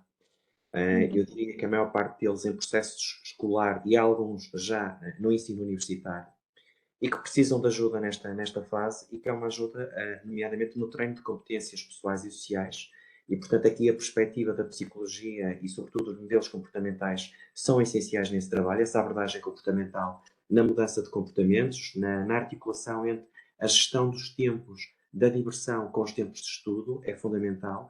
Muitas das vezes são jovens que estão a viver sozinhos, fora das suas residências, fora das suas famílias, e obviamente que ocupam, é muito fácil ocupar o tempo na utilização destas novas tecnologias. Por isso é que nós investimos muito na prevenção em ensino universitário e também optamos por implementar consultas de prevenção indicada que nem sequer ficam localizadas nas nossas unidades, exatamente para reduzir o estigma e a discriminação a estes jovens, para não serem logo rotulados. E estas consultas são organizadas em casas da juventude, nomeadamente espaços físicos disponibilizados pelas autarquias em que esse trabalho é desenvolvido. E, obviamente, quando há uma situação crítica ou de risco, que é preciso prescrever uma medicação, porque existe uma perturbação de sono, ou é necessário um apoio de pedopsiquiatria ou de psiquiatria, aí solicitamos apoio às equipas de tratamento. Neste momento, é sempre uma intervenção nesta perspectiva preventiva, e ainda bem que assim é. Tenho aqui uma outra questão colocada pela Palmira Pinto, que é, na zona do Porto, a quem podemos sinalizar a pessoa em situação de sem-abrigo, eventualmente sem consumo de substâncias psicoativas, para que possam ser auxiliadas e acompanhadas. Portanto, isto é na zona do Porto. Porto, que é grande, mas se calhar o Dr. Jorge Barbosa poderá dar alguma indicação. Neste momento, na cidade do Porto, há o NUPISA, o Núcleo de Intervenção em Pessoas em Situação de Sem-Abrigo, é coordenado em articulação pela Segurança Social e pela Autarquia do Porto. Há um conjunto de equipas também que fazem parte deste NUPISA e podem encontrar essas respostas, procurando respostas de apoio às pessoas em situação de sem-abrigo na cidade do Porto, no Google, e vai encontrar todos esses contactos. É muito fácil hoje de contatar essas equipas. Portanto, esta rede já está a trabalhar há muitos anos, tem várias unidades localizadas em vários pontos estratégicos da cidade, por exemplo, na zona histórica, na Baixa do Porto, e por isso procurar, a Palmira Pinto, procurar na internet estruturas de apoio ao sem-abrigo na cidade do Porto, vai encontrar um conjunto de instituições a quem poderá sinalizar essa situação. Muito bem. Ainda temos só mais um minutinho, acho que, entretanto, já a Sara foi pondo, a colega Sara Carvalho do CICAD foi pondo a informação aqui no chat, também as pessoas podem ter acesso e veem. Um outro aspecto que também vos queria deixar aqui, lançar, que era de que forma é que se pode potenciar todo este trabalho em rede, porque ambos referiram-se, muitas das vezes, há múltiplas estruturas e a relevância da convergência desse mesmo trabalho das diferentes estruturas, como é que os diferentes profissionais poderão, de alguma forma, alimentar todas estas redes, as dificuldades que sentem, e se calhar também punha aqui um bocadinho para vocês falarem da vossa experiência, nomeadamente, por exemplo, o Dr. Américo, quando estava a falar bem da estigmatização que há em relação às pessoas acharem que uma pessoa está em situação de sem-abrigo, ou tem consumo, ou tem uma doença mental, provavelmente poderá não ter uma nem outra, ou ter ambas, e em que nas situações em que realmente é necessário pedir uma orientação em relação a outras estruturas, não só da saúde, como é que vocês sentem também esse vosso trabalho em termos, se de alguma forma está facilitado ou se ainda há muitas barreiras a vencer e a procurar-se construir de outra forma estas redes? Eu acho que o trabalho ao longo do tempo não colocaria as questões na dificuldade nem na facilidade, mas tem havido uma relação de proximidade entre todas as estruturas, porque as estruturas comunitárias também são afetadas por estes problemas e solicitam a nossa colaboração cada vez mais. Mesmo no âmbito das redes sociais promovidas pelas autarquias, nós somos chamados a participar num conjunto de projetos. Na área da violência doméstica, na área do sem-abrigo, na área da intervenção com jovens. Portanto, hoje as nossas unidades têm uma participação comunitária e este trabalho é um trabalho coletivo, não é um trabalho individualizado. Se há 20 ou 30 anos estávamos muito isolados, hoje não. E temos também recursos essenciais, ou seja, hoje é possível que todas as estruturas comunitárias, desde a rede dos cuidados primários até as entidades empresariais, há um apoio também na disponibilização de recursos e de meios para intervir. É importante dizer que os programas de respostas integradas que foram lançados em 2008 foram muito importantes. A constituição de núcleos territoriais no âmbito do PORI também permitiu consolidar estas articulações que muitas das vezes eram bilaterais, eram acordos bilaterais entre o IDT e a Segurança Social ou acordos de articulação entre o IDT e as autarquias. Neste momento há dentro das redes sociais sub-redes, eixos de intervenção para os comportamentos aditivos e dependências, onde estão lá as instituições que intervêm direta ou indiretamente com estas questões, os cuidados primários, os agrupamentos escolares, as associações comerciais e industriais do Conselho, as IPSS também estão envolvidas, e portanto isto é um trabalho que é desenhado e implementado com todos estes atores comunitários. Isto foi um ganho, o que significa que nós neste momento temos que resgatar essa experiência novamente, porque nós perdemos um bocado também esse contacto, essa articulação com a pandemia. E os núcleos territoriais foram fundamentais, porque avaliam, monitorizam e acompanham todos estes projetos e quando há uma dificuldade aí sim, em meios ou recursos, eles disponibilizam. Nós tivemos casos de disponibilização de infraestruturas e também de recursos humanos para trabalharem connosco no âmbito desses projetos e também ao nível do acompanhamento dos doentes que estão nas estruturas de tratamento. Basta lembrar, por exemplo, o trabalho ao nível do alojamento em habitação social tem sido essencial pelas autarquias e pelas divisões de habitação e da ação social. Há agora uma novidade, um novo desafio que nós estamos agora a aguardar, que vai envolver também uma mudança, na nossa opinião, muito significativa, é a transferência de competências da ação social para as autarquias. Eu espero, e a minha expectativa, é que vamos assistir a ganhos de saúde e ganhos sociais também nessa perspectiva.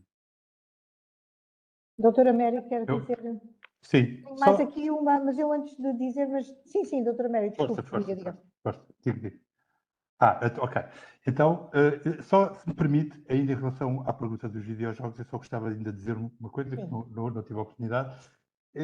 Uma coisa mais da área da prevenção, que é, na minha perspectiva, a prevenção tem a ver com o amor, com as pessoas sentirem-se amadas, seja nos videojogos, seja qualquer outra substância. E para mim também há ainda um trabalho muito a fazer junto das famílias e na prevenção junto das famílias, porque muitas vezes as famílias que também vivem, e também estamos a falar hoje da pobreza, vivem, como os resultados demonstram, 2 milhões de pessoas que trabalham e vivem em situação de pobreza e vivem as suas vidas sem tempo para os filhos e sem tempo para transmitir muitas vezes esse amor e essa passagem do attachment que tanto as pessoas precisam para estarem conectadas com elas próprias e para que não ou para que possamos prevenir os comportamentos aditivos. Em relação à rede, eu gostava de dizer, por exemplo, para mim uma coisa que é óbvia já há alguns anos, e mesmo assim tem existido alguma proximidade, mas, por exemplo, há uma divisão clara, cada vez menos, mas sempre houve uma divisão clara, por exemplo, entre as pessoas que estão em situação sem abrigo e os comportamentos aditivos. Na minha perspectiva, não faz sentido. Acho que tem existido uma evolução na área das pessoas em situação de sem-abrigo, cada vez é uma intervenção mais profissional, menos assistencialista, e parece-me que na área dos comportamentos aditivos é o que nós sentimos no terreno, tem existido um desinvestimento que muitas vezes não dá resposta às situações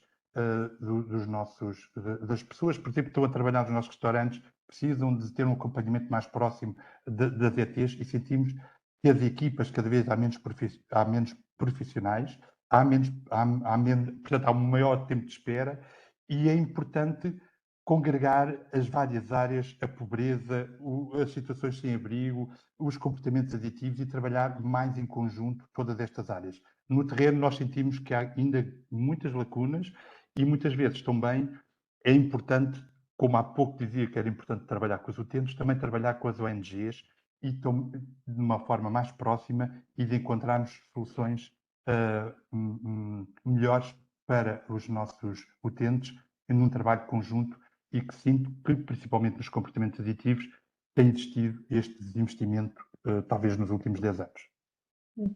Temos aqui também os comentários e alguma questão da colega Paula Paulo de Andrade, também conhecida por grande maioria de nós, também há muitos anos que trabalha nesta área, coloca aqui uma reflexão sobre também na linha do que já falámos da mudança do perfil dos utentes, também em relação às alterações do consumo. Ultimamente ela tem assistido a uma recrudescência dos consumos problemáticos de rua, nomeadamente fruto desta nova realidade do consumo de crack, e a que ponto de vista financeiro isso também tem um impacto brutal, e da forma que estratégias também a este nível, nomeadamente a redução de danos, estão a ser implementadas especificamente para a população com esta problemática. Acrescenta também, ou faz um comentário em termos de manter-se nós um padrão de medidas convencionais, mas que sabemos que junto a esta população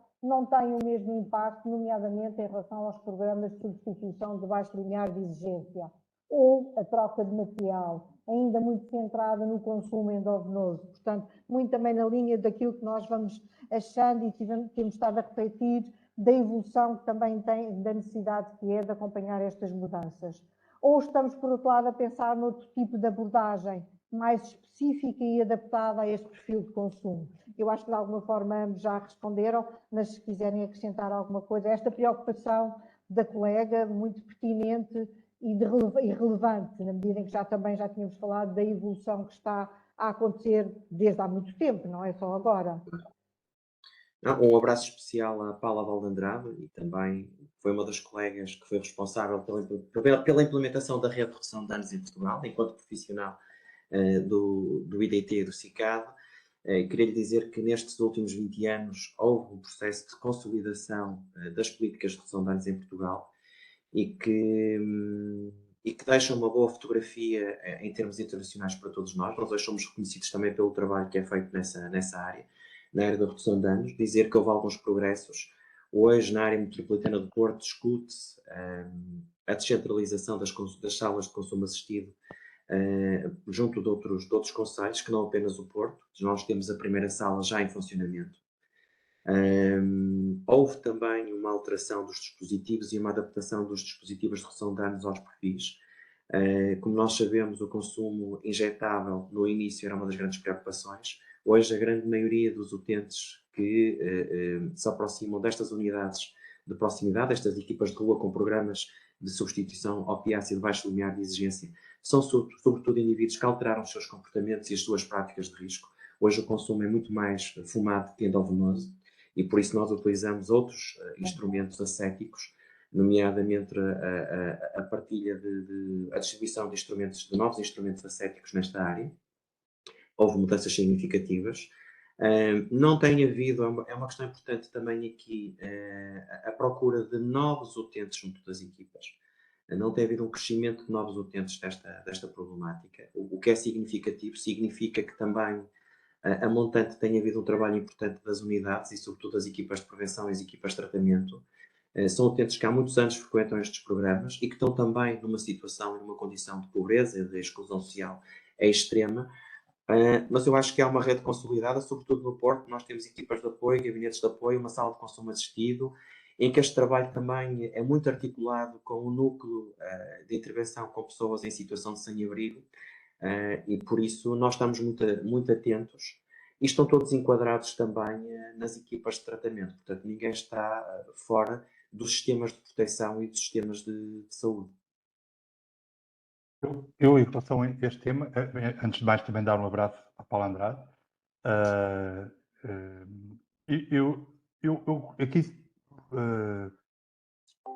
Dr. Jorge Barbosa já disse uma série de coisas que eu também concordo e não me vou repetir também mais uma vez, mas continuo a insistir numa questão que é a melhoria das condições de vida. O que é importante é que muitas vezes estas pessoas que vivem, principalmente as pessoas que consomem cocaína fumada ou crack, estão em situação de sem-abrigo. É importante que tenham uma habitação, que sejam integrados em programas como é o Housing First, que sejam integradas em programas como são os nossos restaurantes.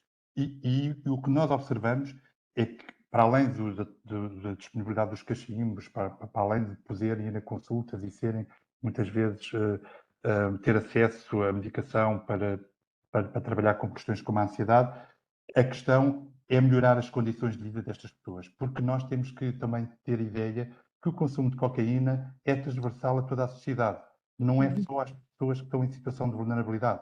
o consumo de cocaína passa-se em meios artísticos, em meios de diversão noturna, com todo o tipo de profissões, com todo o tipo de classes a consumir. A questão é que uns estão numa situação de extrema pobreza e outros, quando muitas vezes consomem substâncias, é visto como uma questão criativa, é para aguentar o stress, a pressão, de ser corretor ou de ser seja o que for, mas quando as pessoas estão em situação de sem-abrigo, é sempre uma questão pessoal, individual, e um problema é como se a pessoa tivesse menos capacidade do que os outros. A questão é que as pessoas se encontram numa situação de extrema vulnerabilidade e pobreza, e isso é que temos que combater, é melhorar as condições de vida das pessoas que fazem esse tipo de consumo ou outro.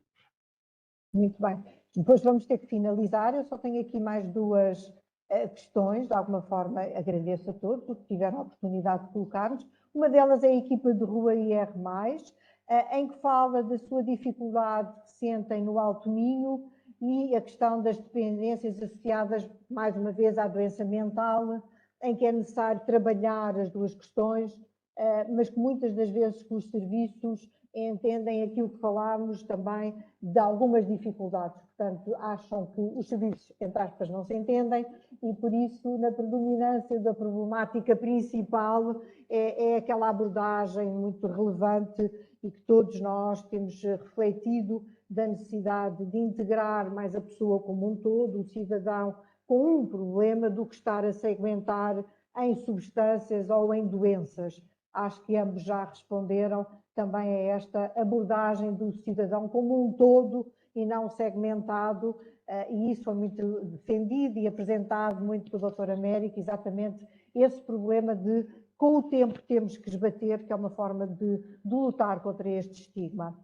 Do outro lado, também temos aqui, da Estefânia Pereira, que a sua maior dificuldade atual também no território que intervém, mais outra vez no norte, Santo Tirso, Trofa e Famalicão, conseguirem respostas para um crescente número de utentes com problemas de álcool, já com déficits cognitivos muito marcados, nomeadamente em seu entender, com algum problema de doença, demências e com variados problemas de saúde associados. Portanto, aquele doente mais envelhecido com multimorbilidades, que também foi aqui apresentado.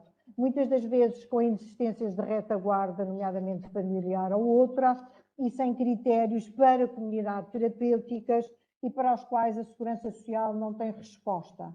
Utentes que necessitam de uma resposta residencial de permanência, com garantia de apoio ao nível social e saúde física e psíquica. Um verdadeiro desafio, reconhecido por todos nós.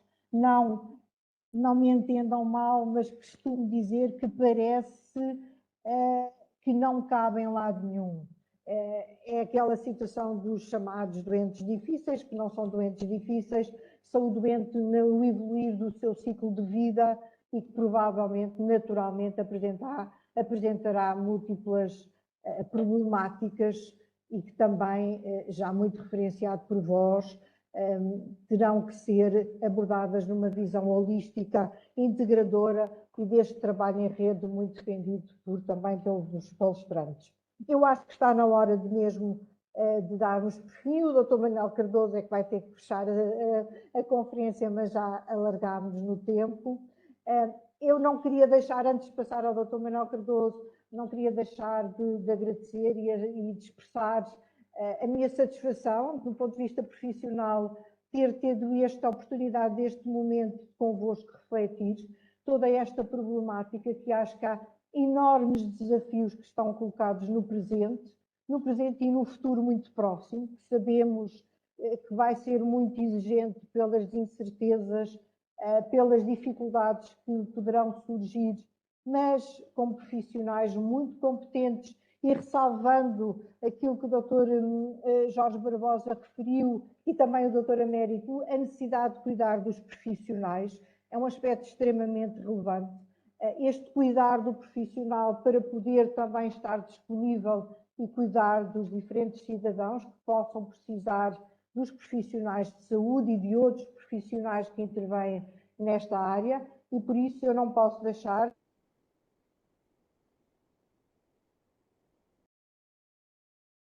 Bom, ficámos sem te ouvir. Ficámos sem te ouvir aí na última frase. Eu Estava não a posso agradecer. deixar... Não posso deixar de agradecer a ambos toda a exposição que fizeram, da forma como apresentaram o vosso trabalho, muito interessante e de uma forma muito, muito cuidada, com base científica em todo o desenvolvimento das atividades que fazem. E antes de passar ao Dr. Manuel Cardoso, estava a dizer que também não posso deixar de agradecer ao Núcleo Distrital de Lisboa da Rede Europeia Antipobreza, na pessoa do Dr. João Gomes, que connosco, de alguma forma, foi pensando nestes aspectos que queríamos hoje trazer muito aqui e também no desafio que fez ao CICAD, e acho que foi muito importante toda esta parceria e cada vez mais esta aproximação entre todas as estruturas e serviços que trabalham para o mesmo fim, que é cuidar do cidadão. Muito obrigada a todos e passo então a palavra ao Dr. Manuel Cardoso para fechar a conferência. Muito obrigado, doutora Graça. Não me leva a mal, mas eu se calhar permitia, quer ao Américo, quer ao Jorge, que tenham uma última vez a palavra, não para responder apenas a questões, mas seguramente quererão eles também despedir-se Claro. dos participantes e penso que é ainda que era importante fazerem isso. Portanto, a palavra é vossa, Jorge. Começaste... Termino. Quer dizer, terminar ainda ficamos por aí. Não, Terminas por ti.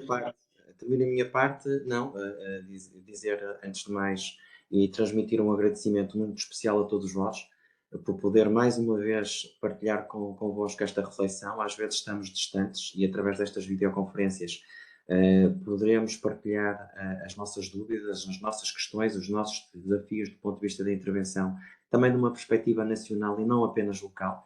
Também conhecer as realidades de outras zonas do país, estarmos todos integrados e, obviamente, as novas tecnologias são importantes também neste aspecto, de podermos crescer também do ponto de vista profissional através destas sessões, que são sobretudo sessões também de formação. Foi uma sessão muito rica, eu gostei muito da apresentação do colega do Américo, foi extraordinária, e esta importância de trabalhar também com um grupo específico. As questões que alguns colegas colocaram aqui connosco também são essenciais. E temos que trabalhar num plano nacional com um horizonte longínquo, portanto, nesta próxima década. Algumas questões que eu coloquei, desde as questões políticas, desde as questões organizativas, desde as questões das práticas profissionais, temos que debater e debater entre todos para encontrar as melhores soluções. É um orgulho trabalhar nesta área, ser respeitado internacionalmente, sobretudo pelos resultados que nós todos atingimos, mas atingimos em conjunto, foi um coletivo. E gostaria que mantivéssemos esta coesão nacional, este trabalho integrado que tantas vezes foi falado hoje durante a sessão da manhã, e dizer que estou extremamente feliz e satisfeito de poder contribuir e poder participar convosco mais uma vez. E um abraço especial a todos vós e também a todos que tiveram a paciência de estar aqui durante a manhã a ouvir-nos e a partilhar também as suas questões. Um abraço a todos vós.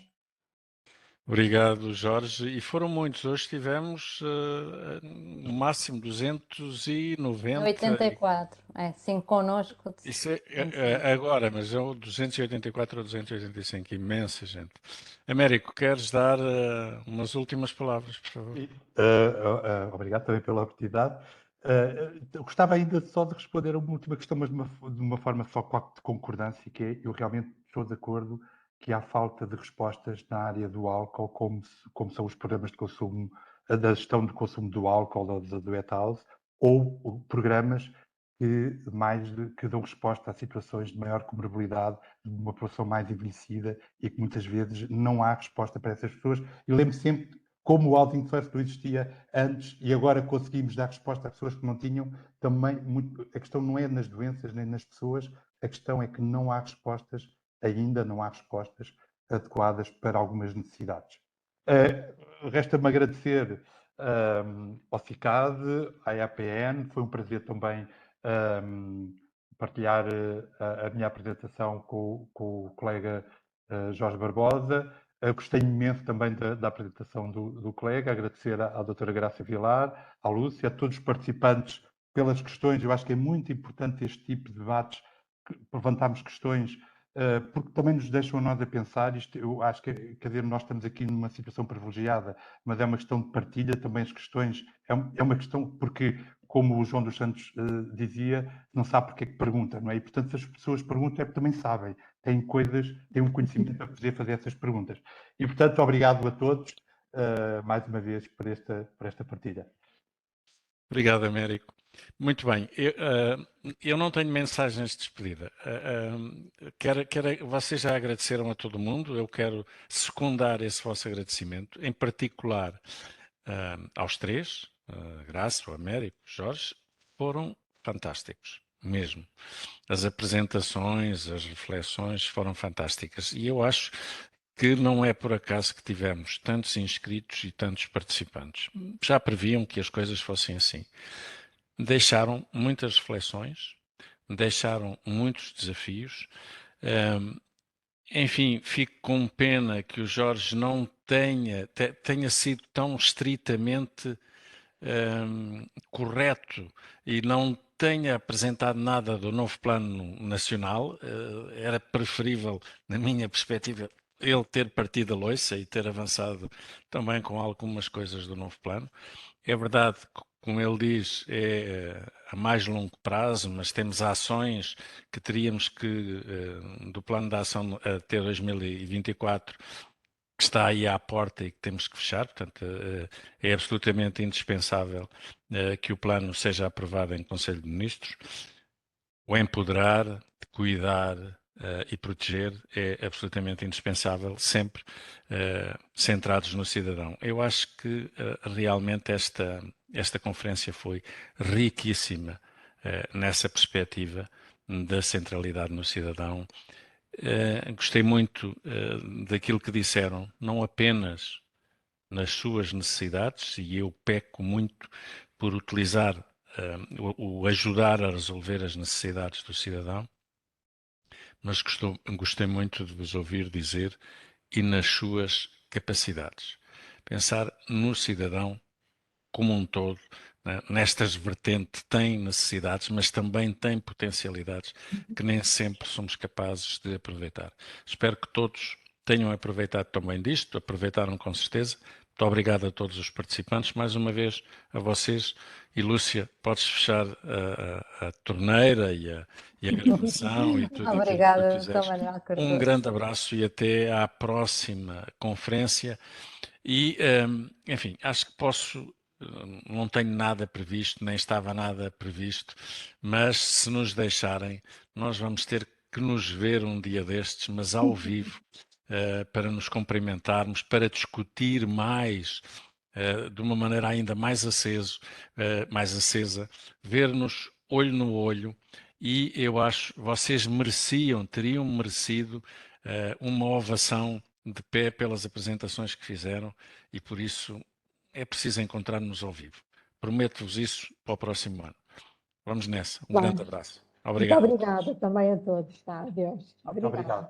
Obrigada. Eu aproveito só para também agradecer à doutora Graça Vilar, ao doutor Américo Nave, ao doutor Jorge Barbosa e ao doutor Manuel Cardoso por este excelente momento. Assistiram a esta videoconferência 284 participantes, fora os oradores. Agradecemos a todos a vossa participação. Informamos que a gravação irá ficar disponível nas plataformas digitais do CICAD. E a próxima videoconferência CICAD será já no próximo dia 26 de outubro, às 10, e terá como tema o jogo e comunicação. A sua divulgação e inscrições será feita durante o dia de amanhã, nas redes sociais do CICAD. Contamos então também convosco para a semana, para estarem aqui também online.